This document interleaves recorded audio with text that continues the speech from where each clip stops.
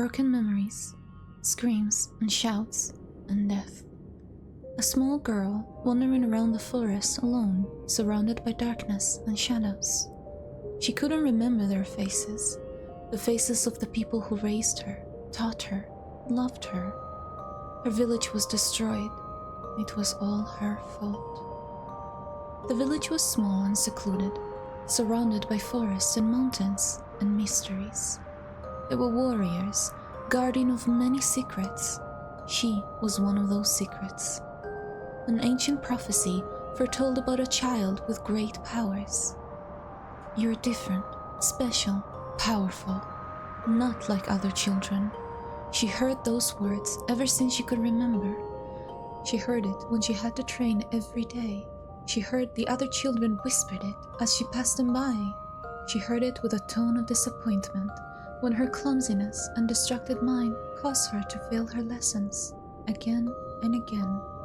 But what does that even mean? What prophecy? What power? Who am I? The chief of the village told her she was too young to understand and promised that one day he'll explain it all. But that day never came. A seal was put on her powers when she was born to weaken them and allow her to grow as she was carefully guarded, hidden in the village from the rest of the world, for her powers were too great and dangerous to fall into the hands of the wrong people. So the little girl became more and more quiet. She was afraid of that mysterious power of hers, and even though she loved the people of the village, who raised her with care and love, she avoided them. It was clear to her that she was dangerous. What if she hurt them? She was so clumsy, accidentally breaking things all the time. What if she'll break her seal by accident and bring some untold horror on her village? She used to sneak outside of the village walls whenever she could, even though she wasn't allowed to. There, alone, she could breathe a little better. Alone, she couldn't hurt anyone. She could be herself, without fear. Also, she wasn't really alone. Shadows kept her company. She could see them. They whispered in her ears, telling her stories from all over the forest. Everything and everyone has a shadow, and the little girl could sense them and talk to them. But she never told anyone, not even the village chief, who was almost like a father to her, because she had a feeling she wasn't supposed to see them. Not yet. Little did she know that by leaving the village borders, she was also leaving the protective wards that were cast on the village to conceal her existence.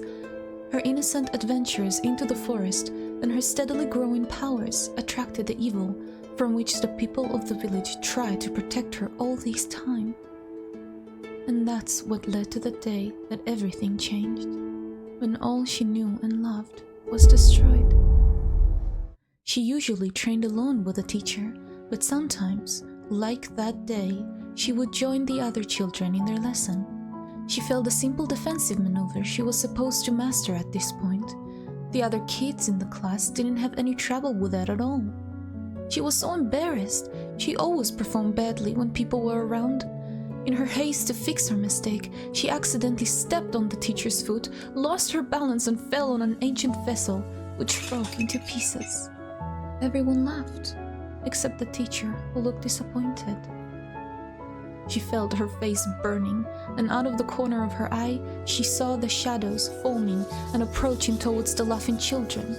Before anything worse could happen, she ran out of the room, ignoring the teacher who called her back, and ran into the woods.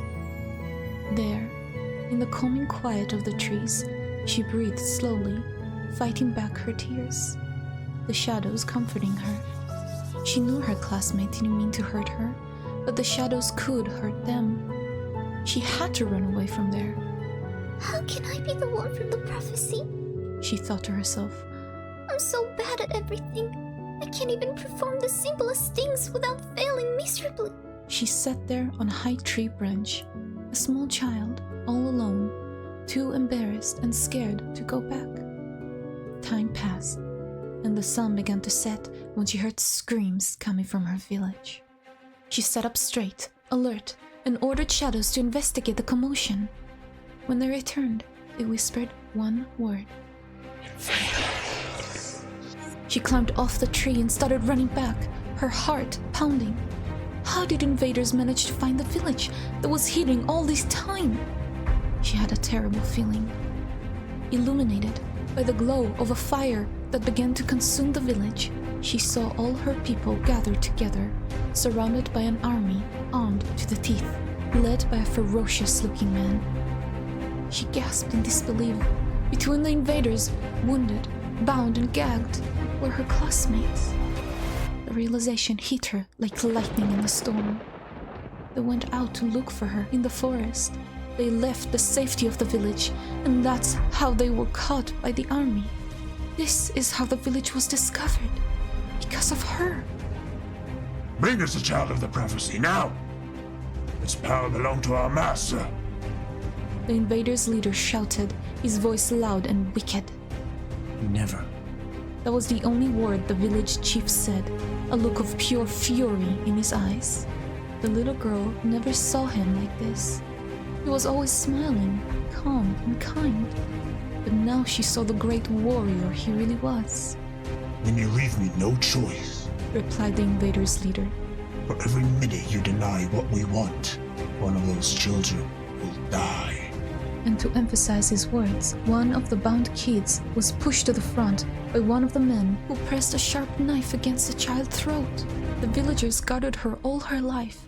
They told her it was their duty, their destiny. They will do anything to make sure her powers are safe from such monsters. Even fight to the death. I have to do something. She thought. She had never been so afraid in her life. Never thought something like this could ever happen. The shadows whispered, warning her to hide. But if she won't stop this now, something horrible would happen. As if in slow motion, she could see the captured children crying and trying to escape, the villagers and the invaders raising their weapons to fight, and the one child in the front held by a knife, a small stream of blood beginning to trickle down his throat. Something inside her broke. Stop! As though a spell was cast over the scene, everyone froze. They looked as the little girl ran towards them. Let them go. It's me you want. Please don't hurt them, and I'll go with you quietly. No. Whispered the village chief in disbelief, helplessly watching the girl he raised like she was his own daughter. Grunts of laughter were heard from amongst the attackers, watching the small girl in front of them. Don't worry, little one. Smiled the leader of the attackers, a hungry look in his eyes. I promise I won't hurt them. Don't worry. She looked at her people, at the chief, a brave smile on her terrified face. You've protected me all my life. Now it's my turn to protect you. She said, letting the leader bound her hands. No matter what. She thought, tears gathering in her eyes. At least I won't burden my people anymore. They can be free of me and that prophecy. Good. Smiled the evil leader, making sure the girl's hands were tied tightly. Now, kill them all! As the sound of knives being drawn swiftly and the little bodies of the children started falling to the ground, the villagers screamed, breaking out of their frozen state at once. Cries of revenge, screams of terrible agony were heard everywhere, and all at once, the battle began. The shocked girl looked at the bodies of her classmates, paralyzed with fear. You promised, she whispered, tears falling from her eyes. And I kept my promise. Smiled the leader. I didn't hurt them, but I didn't say anything about my men. He began to pull her away. The shouts of battle surrounded her from every direction. Screams and cries of evil laughter and blood. So much blood. No, she whispered. No! No!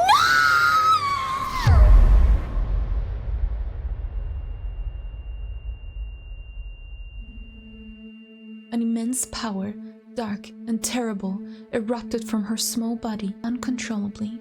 All around, people tried to escape, but it was too late.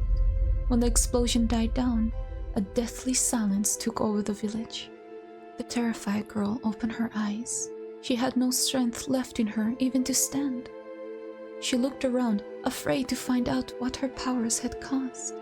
She was surrounded by dead bodies, the bodies of the enemies, but also of her loved ones. She crawled towards the nearest body, a stream of tears falling from her eyes. She recognized the chief, the man who was always a symbol of peace and strength, now still and broken. What have I done? She whispered, What have I done? shadows forming from her despair, surrounding her. I didn't mean to. I swear I didn't. I'm sorry. Broken memories, regret, and fear, alone in the dark. Rumors were whispered and stories were told about a terrible destruction that happened in that forest years ago. A small hidden village and a powerful, mysterious girl. Some say she walks in the shadows, a soul seeking revenge that will kill anyone who gets in her way. Some say she's a guardian, protecting the innocent from the darkness, so they won't suffer as she has. Maybe they're right. It was me and my powers that brought disaster upon my village. I must atone for my actions. I must avenge the death of my people, for I am the one in the darkness. I am the shadows. I am ShadowNyx.